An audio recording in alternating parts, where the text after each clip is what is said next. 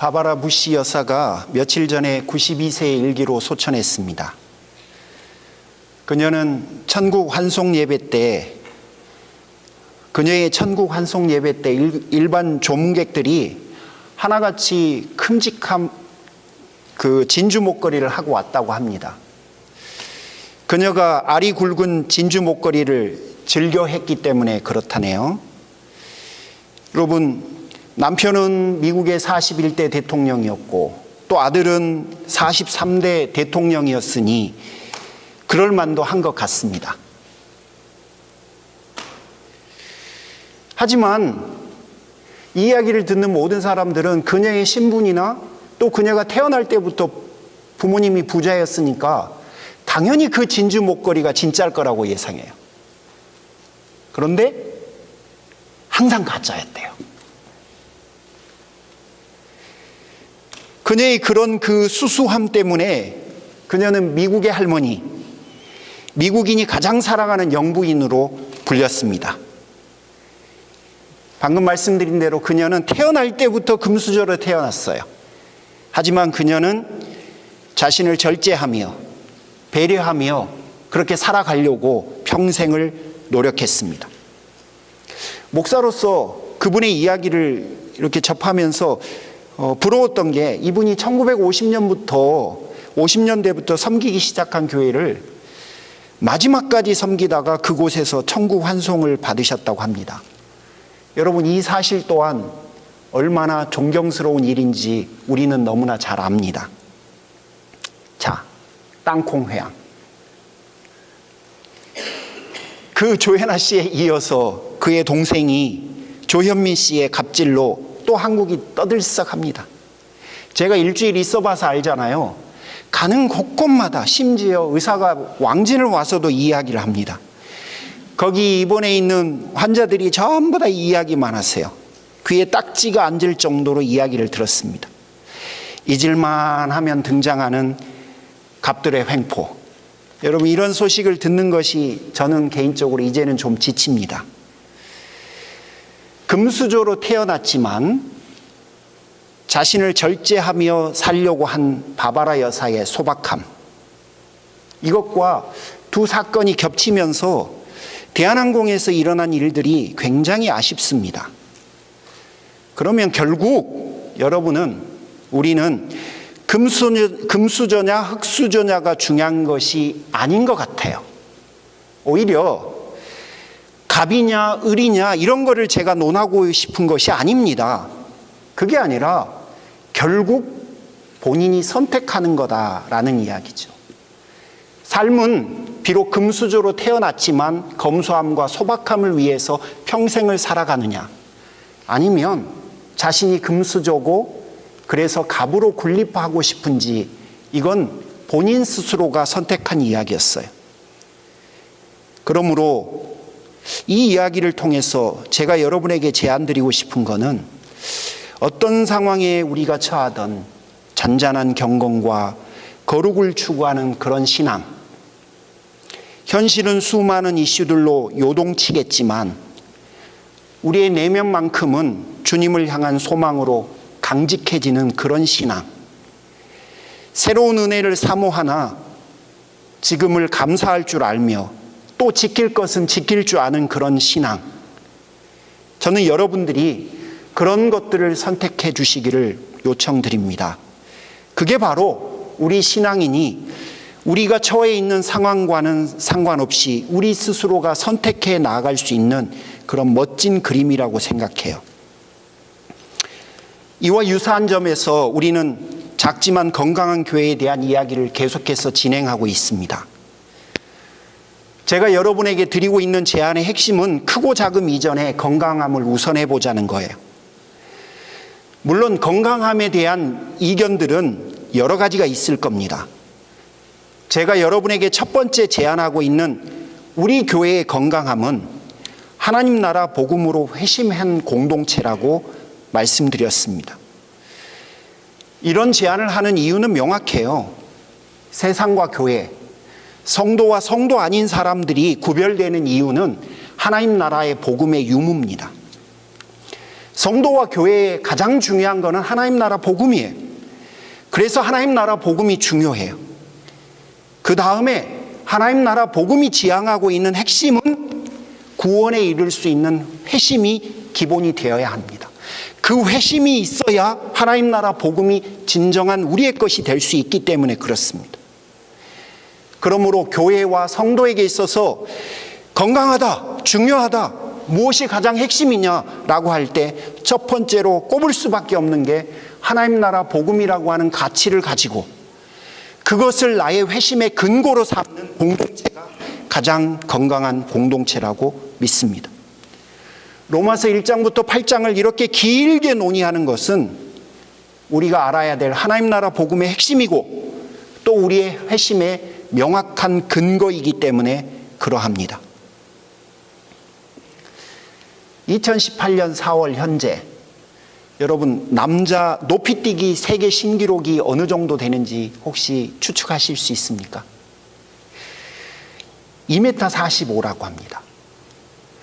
1912년에 2m를 시작으로 해서 수많은 선수들과 지도자들이 정말 피나게 노력했는데요. 지난 100년 동안 45cm를 더 높이 뛸 수 있게 되었습니다. 여러분 정말 위대한 결과 아닙니까? 하지만 우리가 45cm를 더 높이 뛰었다고 해서 천국의 티켓을 얻을 수 있는 것은 결코 아닙니다. 복음은 자신이 죄인임을 처절하게 인식한 이들에게 임하는 하나님의 선물이라고 로마서 1장 18절부터 3장 20절까지 긴 본문을 통해서 바울이 항변했어요. 3장 21절부터 4장 25절까지는 하나님께서 우리가 가지고 있는 그 죄의 문제를 어떻게 해결하시는지 하나님의 해결 방식에 대해서 설명합니다. 다시 말씀드립니다. 3장 21절부터 4장 25절까지는 하나님께서, 주어가 하나님이세요. 하나님께서 우리의 죄의 문제를 어떻게 해결하고 계시는지를 우리에게 설명합니다. 따라서 죄의 문제의 해결은 우리가 못하고 하나님께서 하시는 거라는 사실을 여러분이 꼭 기억해 주셨으면 좋겠습니다. 여러분이 아시는 대로 어머님의 병환으로 제가 급하게 한국을 다녀왔습니다. 비행기를 타고 가는 11시간 동안, 그리고 공항에서 병원까지 운전해 가는 5시간 동안 제 마음은 정말 칠흑이었습니다. 어떻게 해야 될까? 내가 기회가 과거에 있을 때 좀 더 잘해드릴 걸, 이런 후회들이 있었고요. 그리고 앞으로는 어떻게 해야 될지, 아버지 혼자 과연 엄마를 케어할 수 있을까?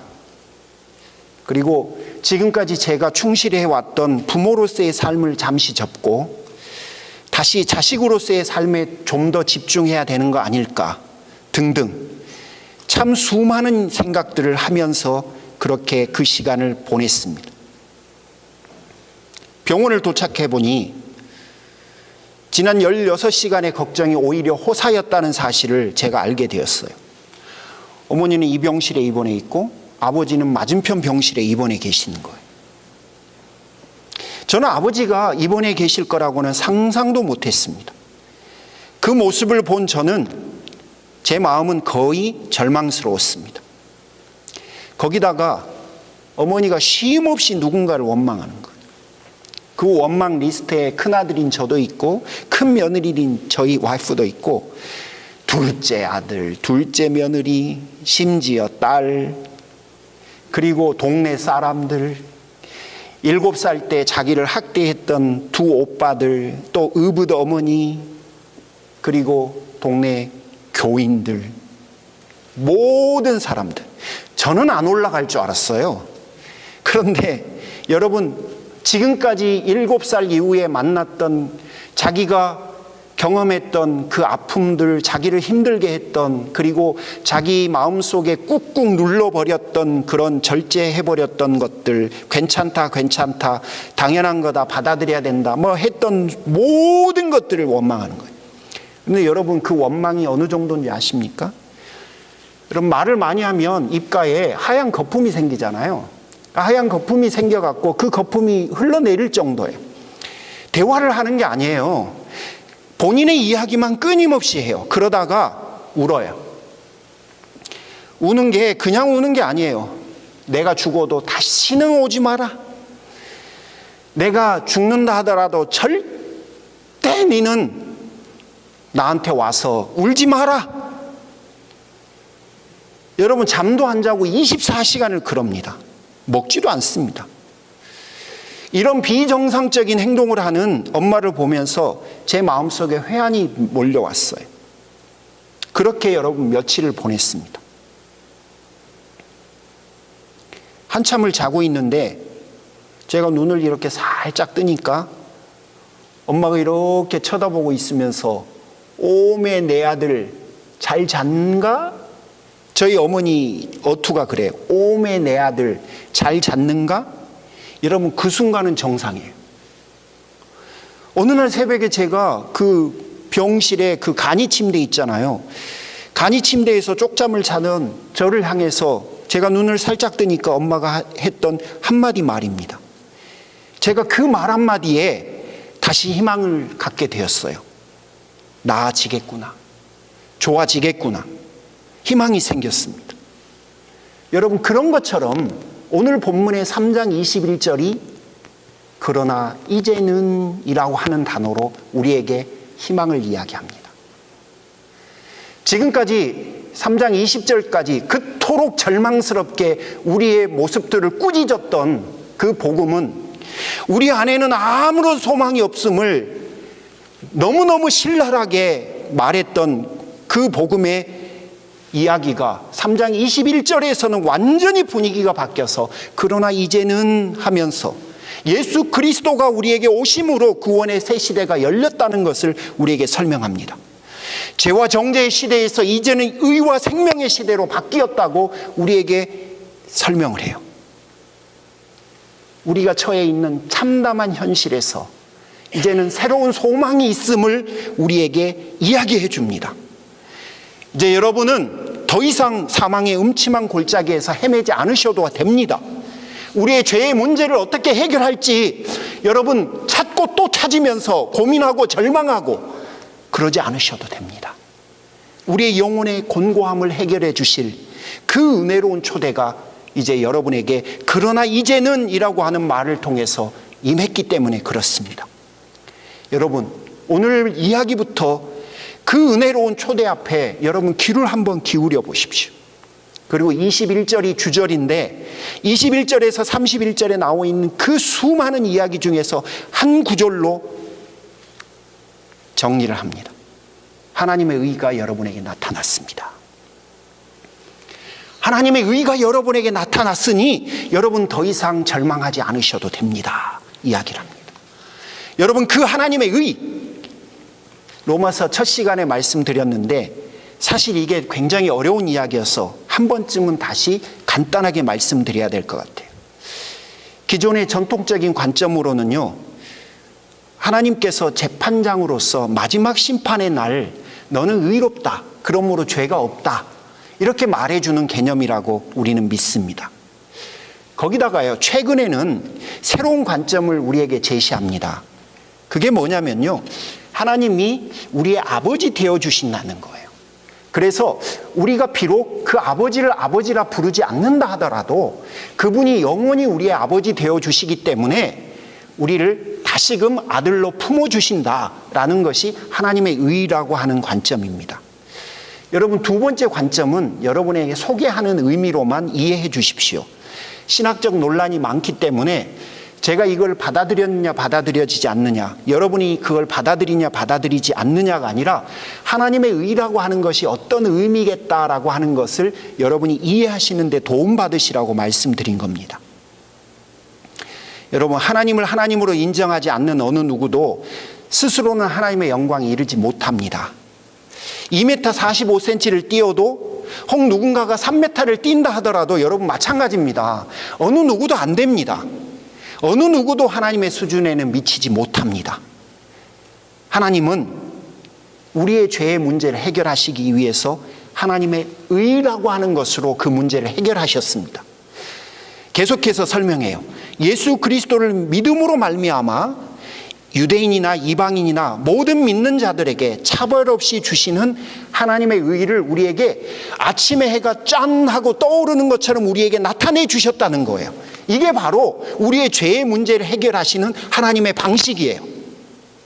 자, 그렇다면 우리가 어떻게 그 하나님의 의를 합당하게 받을 수 있는가라고 하는 게 24절의 설명입니다. 오직 그리스도 예수께서 이루신 구원으로 하나님의 은혜로 값없이 의롭다함을 얻게 됩니다. 여러분, 우리가 유죄인 것은 너무나 명백하잖아요. 우리 안에는 털끝만한 의도 없지만 우리는 오직 예수 그리스도가 이루어 주신 그 하나님 나라 복음으로 의롭게 되는 겁니다.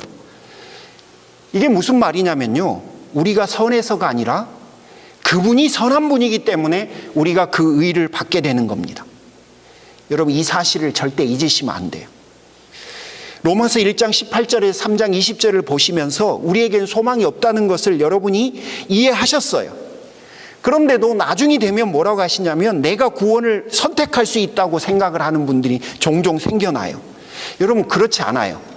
만약에 내 자신에게서 1%의 구원의 가능성을 찾는다면요, 그 1% 때문에 내가 구원 못 받을 수 있는 가능성도 생기는 거예요. 우리는 예수님의 선하심 때문에 의롭게 됩니다. 여러분, 믿습니까? 따라서 여러분에게 드리고 싶은 첫 번째 제안은 우리의 구원은 하나님으로부터만 가능하고 예수 그리스도의 은혜로만 가능한 거니까 우리는 하늘을 보며 살아야 합니다.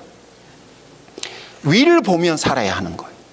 예수 그리스도를 의지함으로만 우리의 구원은 가능해졌습니다. 내가 다른 사람들보다 나은 것으로 우리의 허물이 용서되지 않아요. 옆을 보지 말고 우리는 고개를 들어서 위를 끝까지 봐야 돼요. 사실 옆을 보면 낙심할 수 있는 가능성이 생깁니다.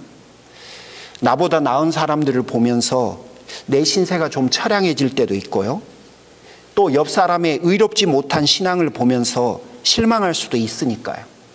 그러므로 우리 모두의 구원은 옆이 아닌 위를 보면서 살아가야 합니다.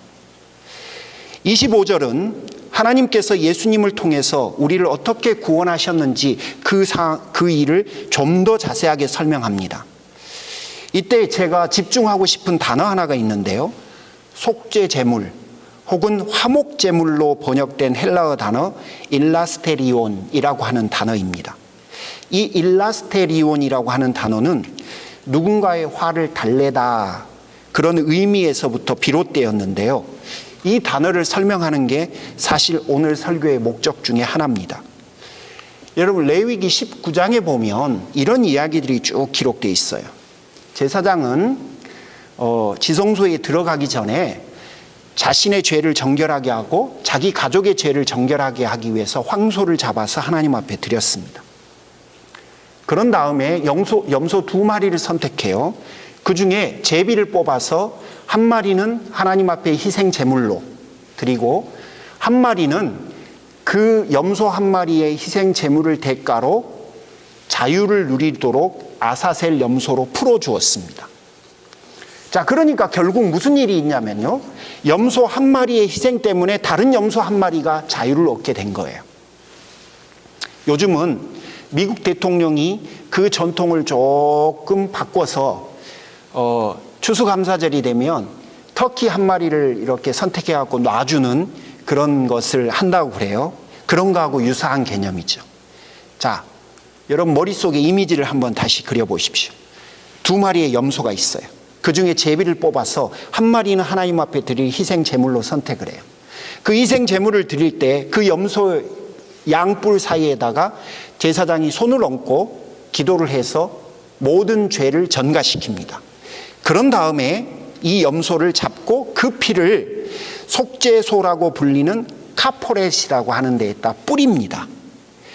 뿌리고 나면 죄가 다 사해졌으니까 한 마리는 아사셀 염소로 풀어주는 거예요. 자, 그런데 여러분, 그 히브리어 단어 카포렛이 헬라어 단어 일라스테리온으로 바뀐 겁니다. 그러니까 구약 제사에서 염소 피를 뿌렸던 그 속죄소, 그 피 때문에 다른 염소 한 마리가 자유를 얻고 죄 사함을 받은 것처럼 예수 그리스도가 그 속죄를 위한 염소가 되신 거예요. 그분이 우리를 대신해서 죽으심으로, 피를 흘리심으로 그 사실을 믿는 성도들에게 죄 사함의 은혜를 베풀어 주셨다라는 것이 오늘 본문에서 바울의 설명인 겁니다. 여러분, 예수님의 죽음은 인간이 하나님에게 지은 죄에 대해서 속죄가 되어 주신 거예요. 그분이 우리의 죄 때문에 가지고 계셨던 그 분노를, 진노를 만족시켜 주신 거예요. 우리가 로마서 1장에서 이미 끝났습니다. 여러분의 운명은 이제 앞으로 하나님께서 진노하실 그 진노를 기다리는 것밖에 없습니다. 여러분의 영혼은 다 죽었습니다. 더 이상 가능성이 없습니다. 여러분은 이제 앞으로 그분의 진노가 어떻게 여러분에게 임할지를 기다리며 살아야 합니다 라고 했던 그 바울의 진술이 오늘 본문에서는 뒤바뀝니다. 예수 그리스도의 십자가의 죽으심이 여러분의 죄에 대한 대속 제물이 되었고, 이제는 그 대속 제물 때문에 하나님이 여러분을 향해서 가지고 계셨던 그 진노와 분노가 달래져서 다시 여러분은 하나님의 자녀가 되었습니다 라는 선언입니다. 여러분, 따라서 우리가 죄 사함의 은혜를 받게 된 것은 나에게서 온 것이 없습니다. 내가 다시 하나님의 자녀가 된 것은 그분의 은혜 안에서 그렇게 된 겁니다. 그러므로 여러분, 평안을 누리셔도 됩니다. 그러므로 여러분, 확신을 가지셔도 됩니다. 흔들리지 않으셔도 됩니다.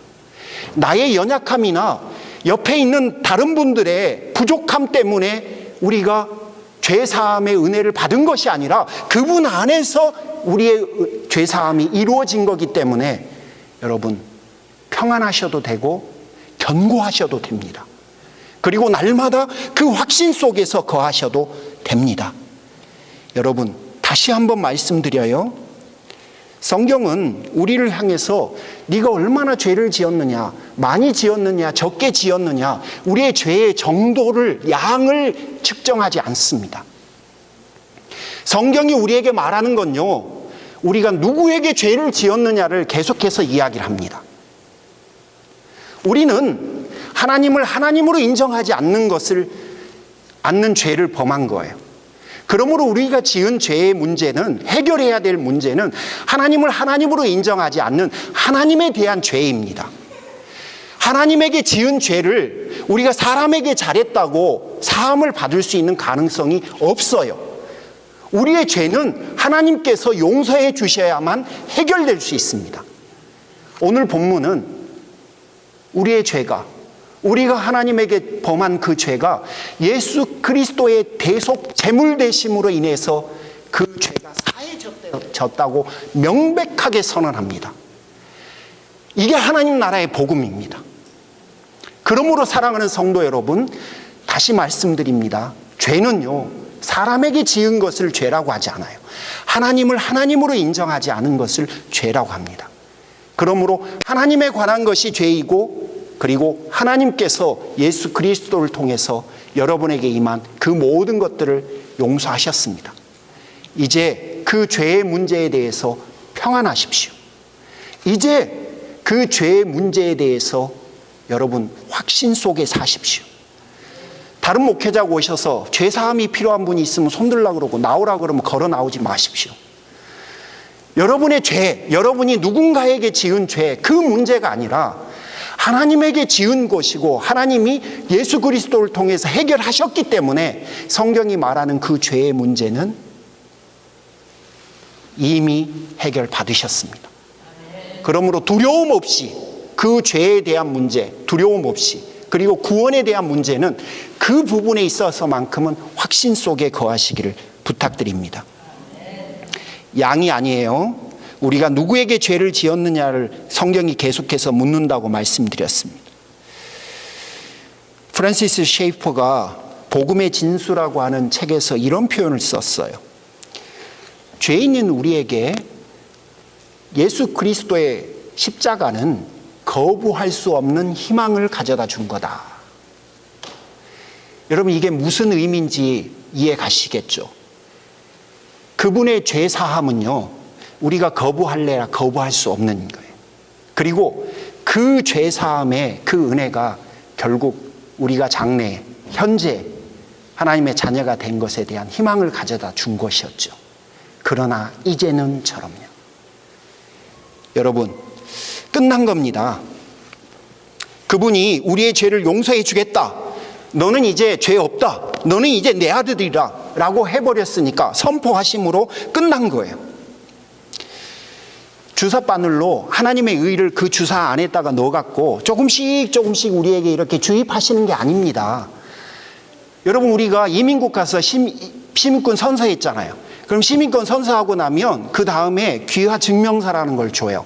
그 귀화 증명서를 받으면요, 여러분 이미 여러분이 미국의 시민권이 된 것과 똑같은 거예요. 하루가 지나서 시민이 1%쯤 더 되고 또 하루가 지나서 1%쯤 더 되고 그런 게 아니에요. 그러니까 하나님의 의가 우리에게 주사바늘로 조금씩 날마다 여러분이 선행을 행할 때마다 이렇게 들어오는 게 아니라 그분이 죄사함을 선포해 버리셨을 때 이미 우리는 다 그렇게 끝이 난 거예요. 우리는 그때 이미 하나님의 자녀가 다 돼버린 거예요. 우리 죄에 대한 모든 저주가 그 순간 해결이 돼버린 거예요. 이제 우리가 할 일은요, 그 은혜를 이해하고 받아가 누리는 것뿐입니다. 근데 오늘 본문에서는 이것을 위한 유일한 조건이 하나 있다고 우리에게 설명해요. 죄사함은 오직 그 죄사함을 믿는 사람들에게만 효력을 발행합니다. 그러니까 그 믿음이라고 하는 건 뭐냐면요, 복음에 대해서 이해하고 그 복음을 전인격적으로 받아들여서 자기의 하나님을 하나님으로 인정하지 않았던 자신의 과거의 삶에 대해서 회개하고, 그런 다음에 이제는 하나님 나라의 그 복음을 받아들여서 내가 그 하나님 나라 복음을 가지고 표준을 삼아서 살아가겠다고 하는 순종의 결단을 오늘 본문에서는 믿음이라고 하는 단어로 표현합니다. 여러분, 이 사실에 대한 혹시 분명한 확신이 없으시다면 로마서 8장까지 가는 동안 여러분 안에서 하나님 나라 복음에 대한 이해와 성령의 임재를 통해서 분명하게 믿고 확신하는 은혜가 임하기를 축복합니다. 혹시 여러분 가운데 영혼의 문제를 하나님 나라 복음이라고 하는 것에서 시작하지 못하신 분들이 계시다면 이번 기회에 하나님 나라 복음으로 여러분 영혼의 문제를, 여러분 구원의 문제를 다시 한번 이해해 보시기를 바랍니다. 다른 곳에서는 길을 찾을 수가 없습니다. 제가 한번 말씀드린 적이 있잖아요. 여러분에게 이미 복음으로 그 여정을 시작하셨다면 정기검진 하지 않습니까? 그래서 혹시 내가 아픈 곳이 생기지 않았나, 우리 그런 거 살펴보잖아요. 그런 것처럼 이번 기회를 더 건강해지는 그런 계기로 한번 삼아 보십시오. 나태주 시인의 풀꽃이라고 하는 시가 있습니다. 이 시를 접하고 참 좋다 그런 생각들이 있었는데 여러분과 오늘 한번 나누고 싶습니다. 자세히 보아야 예쁘다. 오래 보아야 사랑스럽다. 너도 그렇다. 여러분 한번 머릿속으로 한번 떠올려 보십시오. 자세히 보아야 예쁘다. 오래 보아야 사랑스럽다. 너도 그렇다. 자신이 가르치던 그 시골 초등학교 어린아이들의 그 아름다움과 그 아이들을 향한 당신의 사랑을 노래한 시입니다. 근데 이 시를 근거로 제가 여러분에게 이렇게 좀 한번 말씀드리고 싶어요. 여러분 자신이 하나님 앞에 그렇습니다. 내 자신에게 우리는 실망을 많이 해요. 저 같은 경우에는 날마다 반성합니다. 그러나 여러분 자신을 자세히 한번 봐보십시오. 여러분 자신을 오래 한번 봐보십시오. 여러분 하나님 자녀예요. 예뻐요. 여러분 사랑스러운 존재예요. 저는 여러분이 복음의 눈으로 여러분 자신에 대해서 봐보셨으면 좋겠어요. 반성만 하지 마시고 실망만 하지 마시고 하나님이 나를 얼마나 예쁘게 보는지, 하나님 나를 얼마나 사랑스럽게 보시는지를 여러분이 하나님 앞에 걸었습니다. 사실 저도 아무 생각 없이 한마디 한마디를 너무 잘합니다. 그래서 날마다 반성합니다. 아마 오늘 혹은 내일 황태섭 집사님께서 제 설교를 올려주시면 전 또 그걸 보면서 또 반성할 거예요. 내가 왜 이 쓸데없는 이야기를 했을까? 내가 왜 이때 꼭 정죄하듯이 말을 했을까? 좀 더 부드럽고 편안하고 포근하고 사랑스럽게 이야기를 할 걸. 아, 이 내용은 실망스럽다. 이 부분은 좀 더 잘 전달됐어야 하는데 등등. 여러분, 저는 수많은 후회와 반성들을 할 겁니다. 마찬가지로 여러분, 누군가가 나에게 아무 생각 없이 쏟아내는 한마디 때문에 우리는 상처를 받습니다. 혹은 배려심 없는 어떤 행동 때문에 우리는 서운하고 실망할 겁니다. 그래서 우리는 서로를 용납하기 위해서 날마다 용서해야만 합니다. 그래야 우리가 버틸 수 있습니다. 하지만 여러분, 그분들을 한번 자세히 봐보십시오. 그분들을 향해서 오래 한번 봐보십시오. 자세히 봐야 예쁜 줄 알고요, 오래 봐야 사랑스러운 줄 압니다. 자세히 보고 싶지 않은 유혹이 있을 겁니다. 오래 보고 싶지 않은 마음이 있을 겁니다. 왜냐하면 내 마음이 다쳤으니까. 그 사람 때문에 그 사람의 말과 행동이 끊임없이 반복적으로 생각나서 그럴 겁니다. 그래도 얼마나 예쁜지, 얼마나 사랑스러운지를 보시려면 자세히 봐야 하고 오래 봐야 합니다. 하나님 나라 복음으로 여러분 스스로를 한번 자세히 봐보십시오. 하나님께서 나를 위해서, 예수 그리스도께서 나를 위해서 해주신 그 하나님 나라 복음을 가지고 오래 여러분을 봐보십시오.